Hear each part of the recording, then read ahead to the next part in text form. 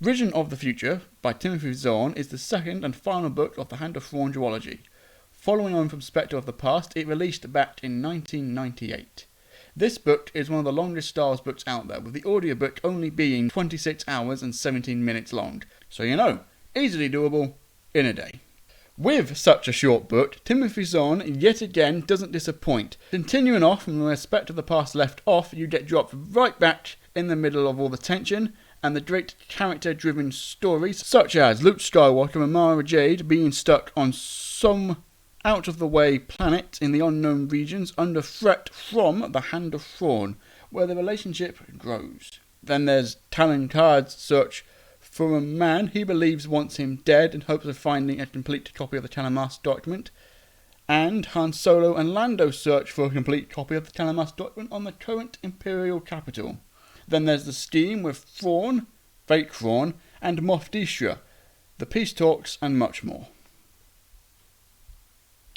It's a long book, and I'm not going to list every detail, but it's a brilliant book, an enjoyable read, and if you get the audio version, Mark Thompson does about as well as usual, with another great performance supported by great sound design.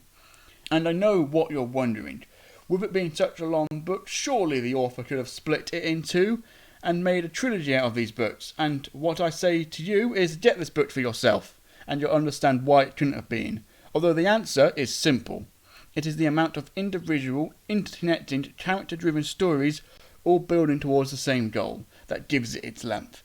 It is also for that reason what makes this a brilliant book and a great Star Wars story.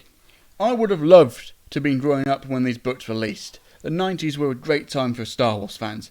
So many books released in between 1991 and the 2000s. I've known about characters for years. Mara Jade Skywalker was a name and character I've heard of since 2012, but only now do I understand how she became Mara Jade Skywalker, or at least how her and Luke fell in love.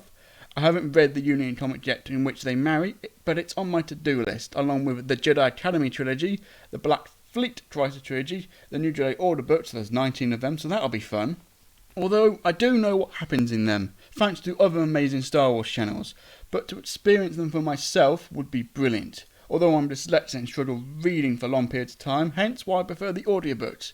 However, most Legend audiobooks are abridged, and although Disney and Lucasfilm are doing an Essential Legends collection with books like Rogue Squadron and Shatterpoint receiving unabridged audiobooks for the first time, they are trickling them out, with the next Essential Legends books not releasing until April of 2022. Look at me complaining. You came here for a book review which ended 2 paragraphs ago. And for that I apologise. My next review will be Death Troopers, followed by Star Wars Visions Ronin. And hopefully I'll begin reviewing the films and Star Wars comics outside of the High Republic. This has been the Hyperspace Broadcast. Thank you for watching.